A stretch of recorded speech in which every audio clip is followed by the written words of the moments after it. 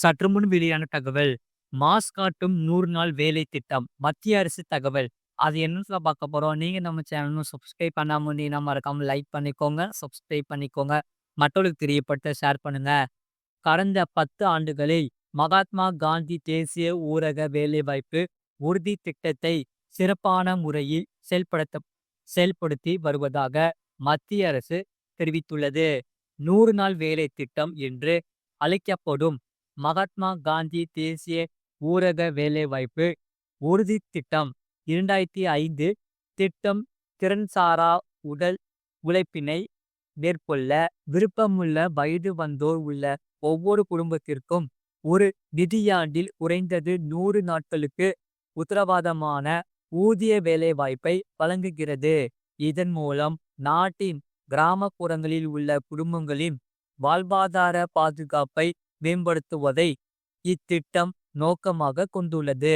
இந்த திட்டத்தின் கீழ் 2006 முதல் 2007 நிதியாண்டுக்கான பட்ஜெட் ஒதுக்கீடு ரூபாய் 11,300 கோடியாக இருந்தது. இது 2013 முதல் 14 நிதியாண்டில் ரூபாய் 33,000 கோடியாக அதிகரித்தது என்பது குறிப்பிடத்தக்கது.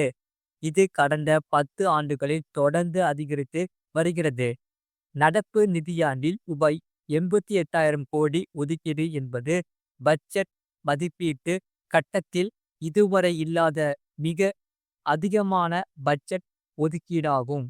கோவிட்-19 பெருந்தொற்றின் போது சிரமப்பட்ட மக்களுக்கு வாழ்வாதார பாதுகாப்பை உறுதி செய்வதற்காக 2020 முதல் 2021 ஆண்டு இந்த திட்டத்தின் கீழ் சாதனை அளவாக அரசு ரூபாய் 1,11,000 கோடியை செலவிட்டுள்ளது.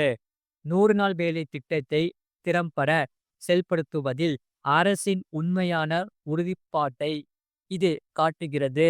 அதேபோல 2006 முதல் 2007 நிதியாண்டில் முதல் 2013-2014 நிதியாண்டு வரை உருவாக்கப்பட்ட மொத்த மனித வேலை நாட்கள் 1,660 கோடியாக இருந்தன. அதே சமயம் 2014-2015 நிதியாண்டு முதல் 2024-2025 நிதியாண்டு வரை மொத்த மனித வேலை நாட்கள் 3,029 கோடியாக உள்ளது.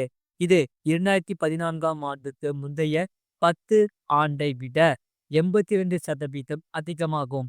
இந்த செயல்பாட்டில் கடந்த 2014-2015 ஆண்டு முதல் 2024 முதல் 2025 ஆண்டு வரை மத்திய அரசு 7,81,302 கோடி ரூபாயை விடுவித்துள்ளது. இதன் விளைவாக 8,7 கோடி கிராமப்புற சொத்துக்கள் உருவாக்கப்பட்டுள்ளன. 2006-2007 ஆண்டு முதல் 2013-14 வரையிலான முந்தைய 10 ஆண்டுகளில் 2,13,220 கோடி ரூபாய் மட்டுமே விடுவிக்கப்பட்டு 1,53 கோடி கிராமப்புற சொத்துக்கள் உருவாக்கப்பட்டுள்ளன. இந்த விவரங்களை மத்திய ஊரக வளர்ச்சி அமைச்சகம் வெளியிட்டுள்ளது. இது போன்ற செய்திகளை உடனுக்குடன் அறிந்து கொள்ள மறக்காம சேனலை சப்ஸ்கிரைப் செய்யுங்கள். மற்றவர்களுக்கு தெரியப்படுத்த ஷேர் செய்யுங்கள்.